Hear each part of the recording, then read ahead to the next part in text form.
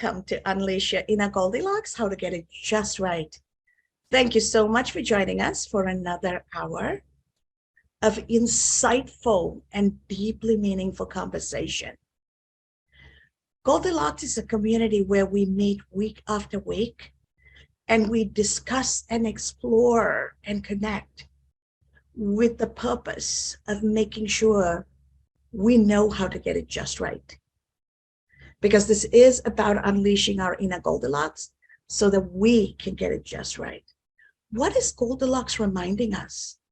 She's reminding us to never show up in a situation too hot or too cold, too hard or too soft. How do you get it just right so that we can influence as many people as possible to then shape the change we see? Even the most selfish, money-minded entrepreneur needs to realize my business growth, my impact is directly correlated to the number of people I can influence.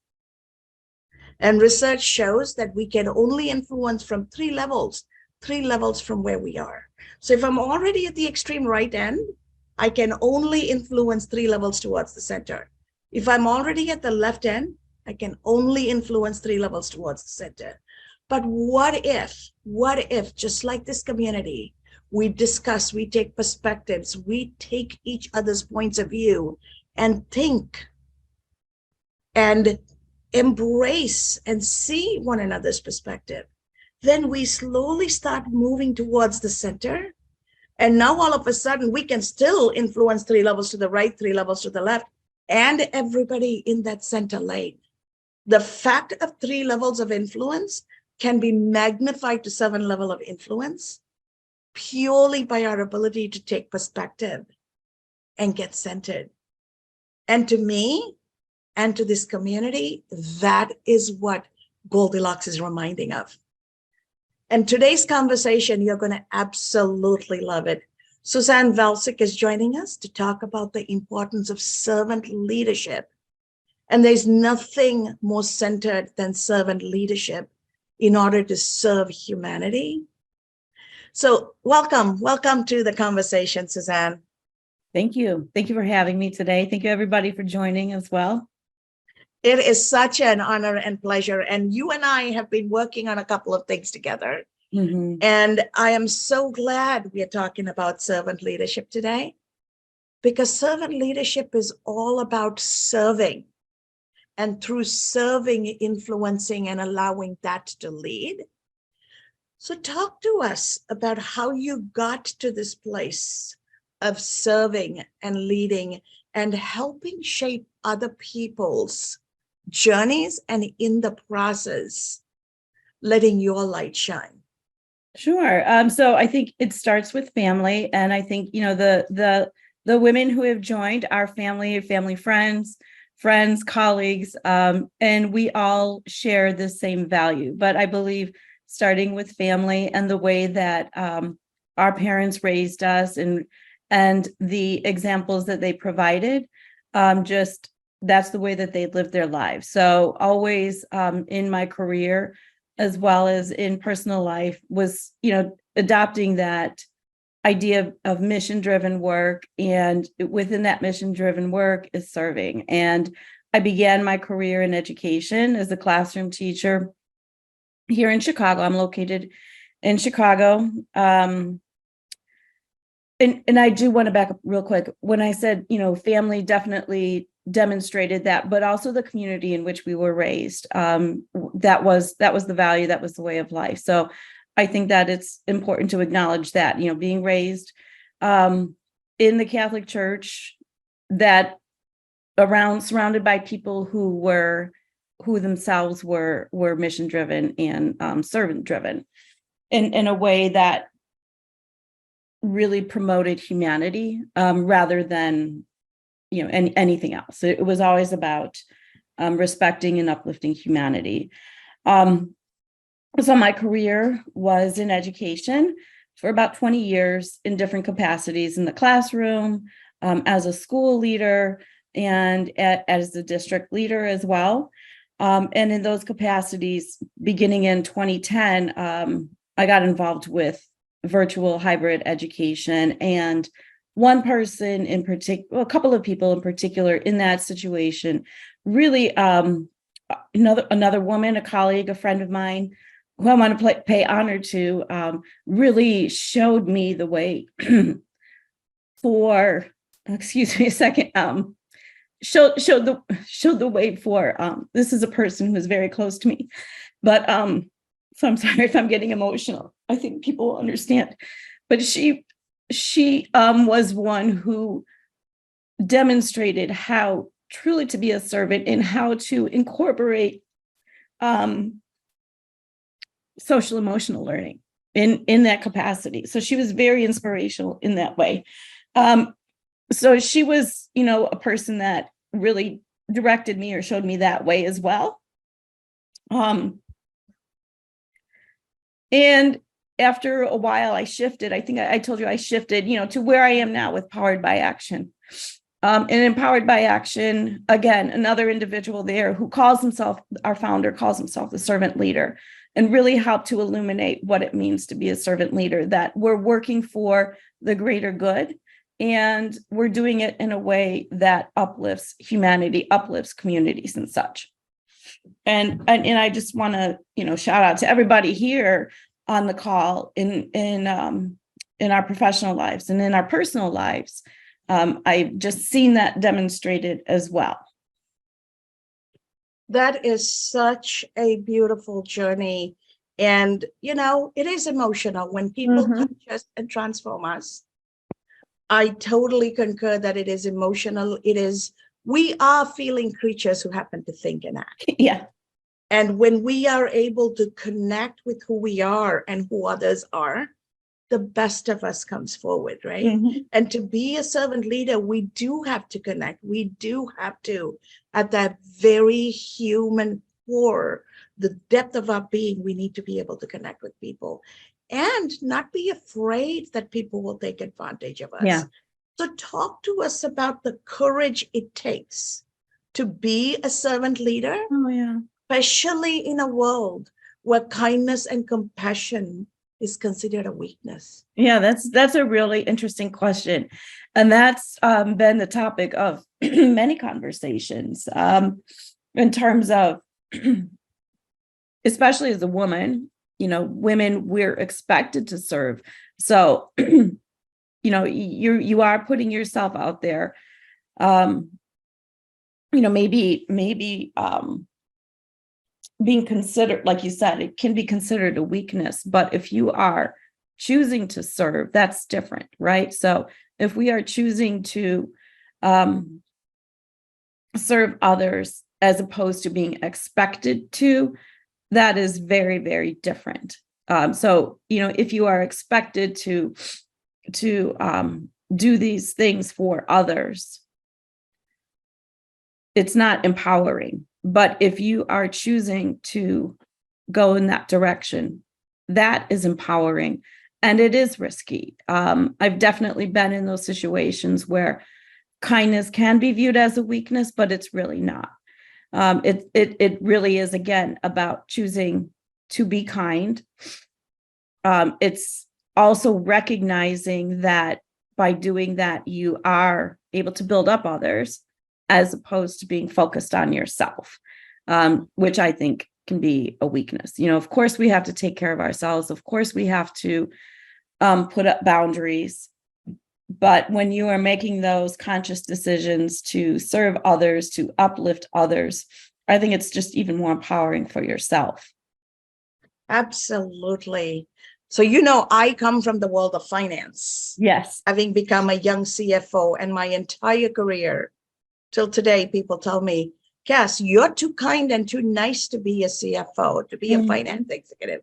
And I always say, okay, time out. Mm-hmm. I'm a human being who happens to be a CFO and a finance executive. I'm not a finance executive who happens to be human, because Martians are not here yet.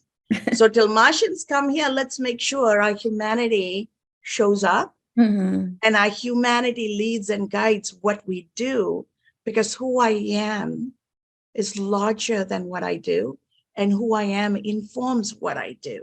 A lot of times, women who break through the glass ceiling and get into the man's world at the table feel like they have to somehow suppress their femininity and show up in their masculinity Yeah. to be recognized, to be rewarded, and to be accepted. And wearing your social emotional hat alongside your servant leadership, what advice do you have for women in preserving their femininity? Because in our femininity is our strength. Mhm. I mean, that's a really interesting question. And that's something as well that I've struggled with is like you said, you feel like you need to show up and have these, what we would call, traditional male qualities. And I'm also a student of history, and I've taught history, and I'm aware of power and how people have utilized power and how women have utilized power as well. And, using those male traits when you are in power, the course of history has shown that doesn't really work. And right.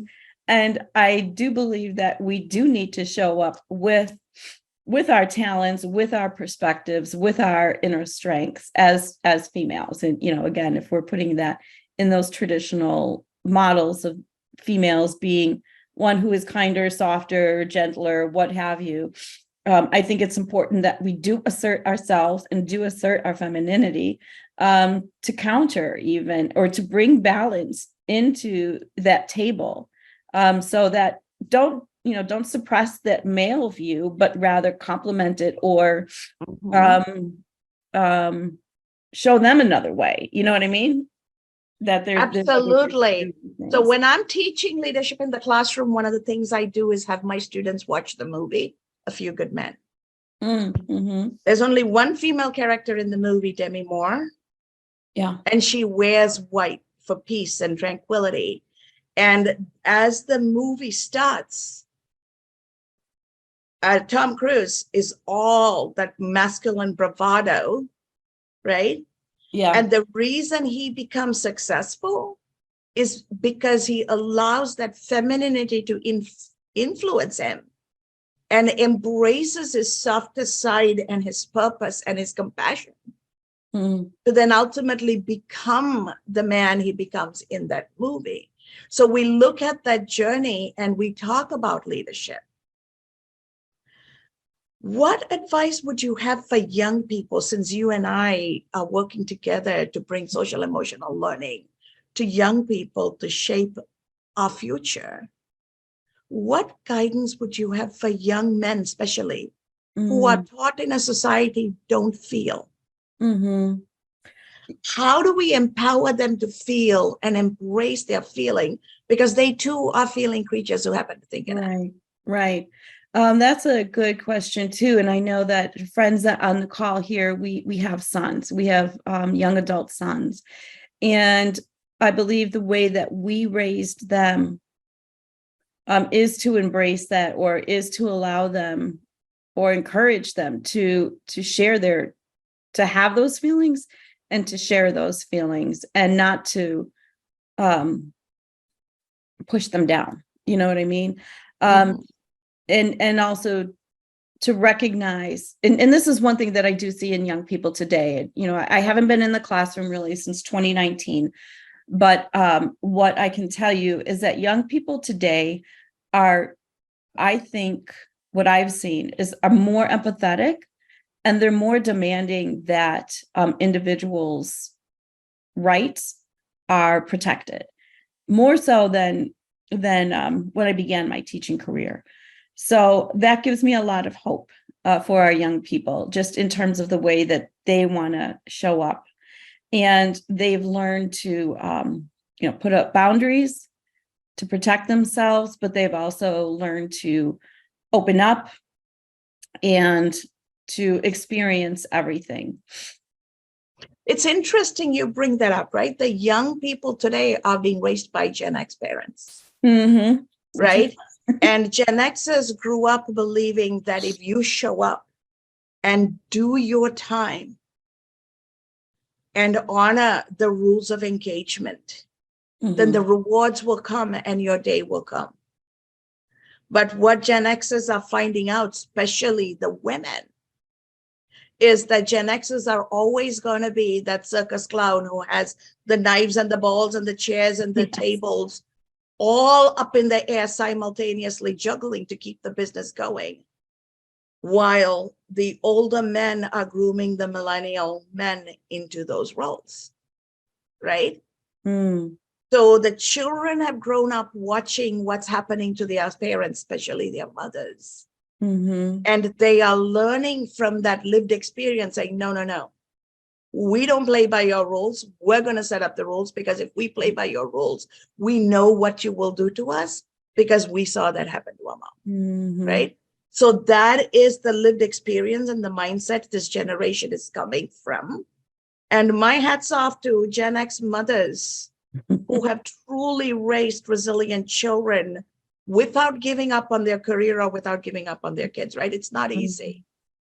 So as we look at ourselves as Gen X women, Gen X mothers, what nuggets of wisdom do you have for the millennial women and the younger women in terms of, no matter what happens, how do we stay true to who we are? And how do we have the world meet us where they need to meet us, instead of completely always changing, and losing ourselves in the process? Yeah, it is hard to, first of all, you have to accept change and you have to be comfortable with being uncomfortable. I believe that. And if you can always honor yourself, and that's hard, that is hard to do. And it is a journey, to understand who you are and your place in the world. But if you are open to that journey, and if you're open to going with the flow, I think that you're going to be in a better place for sure. I think we've all learned life lessons, and it's right now is a good place in life, because you have, at this age, we've learned these lessons, and sometimes you just have to go through, for the millennial mothers, you are going to have to go through these struggles, and you cannot deny those struggles. I think that's really important. You can't deny those struggles. You're going to have to go all in and always come out knowing that you're going to be better for having learned something. Mm-hmm. And that is such valuable advice, Suzanne. One of the things I am seeing with the millennials, so who are in their 30s and late 20s, is that they don't want to get attached to anything. I work with women who don't even buy their own clothes. They rent the runway. So they don't even want to get attached to simple things like clothing. They don't want to buy homes. They don't want relationships. And it's almost like FOMO, right? Fear of missing out. And they're going from place to place, situation to situation. From a social-emotional perspective, something is forcing them to keep moving forward instead of getting anchored. Part of it is fear. Part of it is whatever their life experience generationally is. How can we help them get grounded? Because it's changing job from job, changing relationships, never getting committed to anything, even simple things like clothes and shoes. I've never thought about that, or where millennials are. I've always understood and heard that millennials, like you said, move from job to job. They move. They don't own a home, and part of that could be for economic reasons. And I think one of the things they've learned is that they're not loyal to a company or a corporation, for example, because the company themselves are not loyal to them. So how do we help them learn to trust? It seems to me like it might be a matter of trust. If they're not able to commit to a relationship, what's going on there? If they're not able to even to commit to clothing, and I'm just wondering, with how much of this is practical and economically driven, and how much of it is driven by like this inner turmoil that they might have, or that they've learned through the experiences of the time in which they were raised, which might have been a little bit more of an unstable time than Gen Xers were raised. Mhm. So how do we help them to become grounded? Mhm. Mm. Yeah, I mean, you would really have to be vulnerable to opening up to trust first, and opening up to being yourself. So if they're constantly seeking something else, they might be out there trying to find their own self. Do you know what I mean? Absolutely. And part of it is maybe they're afraid to find themselves, so they're occupied with looking at other things, kind of like the next new shiny object. Mm-hmm. Yeah, that could be. Yeah. So you bring up a good probing question for us to think about and work on. I'm going to open this up to our audience. We have some amazing ladies here. So let's open it up and see what questions our audience have.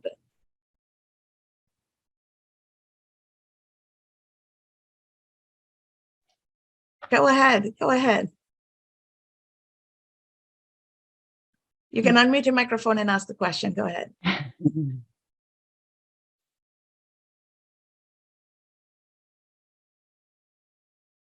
Yes, please. I think Griffin. Robin, go ahead. Okay. Wonderful commentary and presentation. I really appreciate that.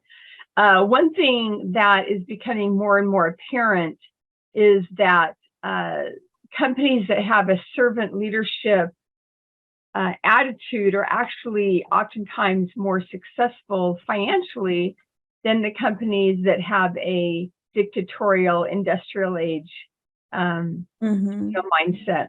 And so I'm wondering if you've seen examples of that, where you feel that there have been times when either the organization that you're with or ones that you've observed actually, and maybe it's not entirely in dollars and cents. Well, yeah, actually it is in dollars and cents, that they are more successful than those who aren't.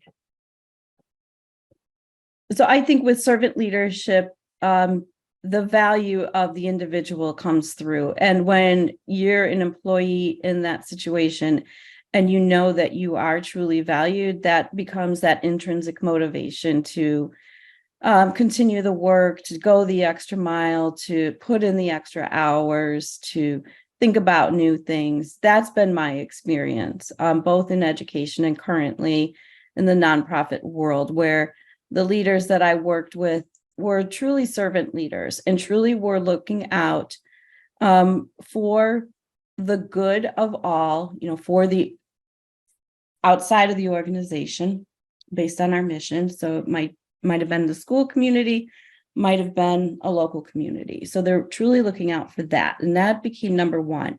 So then that gives everybody else, all the employees, a sense of a higher purpose. And then there is that trust that is developed, the trust from the leader that's passed on to the employee, that I believe what you are doing is valuable and you are contributing in a way that is valuable. And again, that just reinforces that intrinsic motivation to continue to work toward those higher goals and to continue to work to do what needs to be done. And I've been in those situations too, where it is, like you said, that industrial revolution, like centuries old management style, where it feels very punitive. It feels transactional, and it just takes away a little bit of life. It's literally can suck the life out of you to work under that sort of management style that I know we've all experienced at one point or another. So, that's where I have definitely felt the benefits of servant leadership, and then in turn want to be able to practice the tenets of servant leadership as well. You just see better Such results. such an amazing question, Robin. And I am so glad, Suzanne, you touched on the transactional nature of that industrial punitive leadership. And what comes to my mind to build off on that is a servant leader transforms the organization by transforming people individually to allow them to show up as the best version of themselves. And a servant leader creates a psychologically safe organization. And in that psychological safety, we can change, we can transform, we can innovate. And it also makes a company realize, every company is in business to serve their purpose and their mission. Making money is a byproduct. No company's mission is to make a profit. And so a servant leader truly keeps the organization mission congruent, whereas an industrial organizational leader who's transactional wants everybody else to follow the mission, but their focus is the money. So do what I say, don't do what I do. It creates such a disparity in alignment, right? And therefore erodes trust. So from a psychology perspective, one can see where the servant leadership works and the industrial leadership doesn't. So Julie, I know you have a question, so go ahead and build on that. More of a comment. I taught in Mongolia, which is a former Soviet republic, and now they consider themselves a democracy, and so trying to change that old Soviet kind of servant mentality. And I taught at an international baccalaureate school. And, they have a set of, I think it was like 10 precepts. And one of them is about, teaching kids about giving back to the community and about volunteerism, which was a totally new concept in Mongolia, for example. And it was interesting. I had a wonderful school director and principal, one who was from Canada, one who was from the United States, and both very servant oriented, inside and outside of school.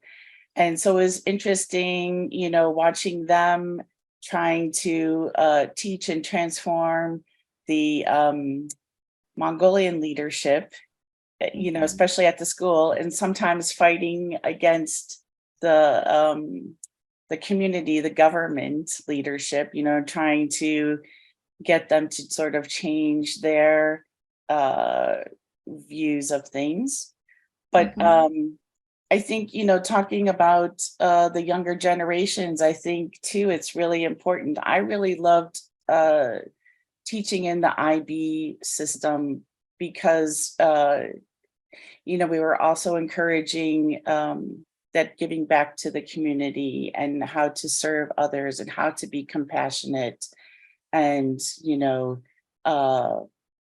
peace leaders and being thoughtful in that. And so I feel like, like when Sue and I were growing up, and Sue, I agree with everything that you said, community was so important, and we belonged to a really great parish, and that's disappearing, at least here in Chicago.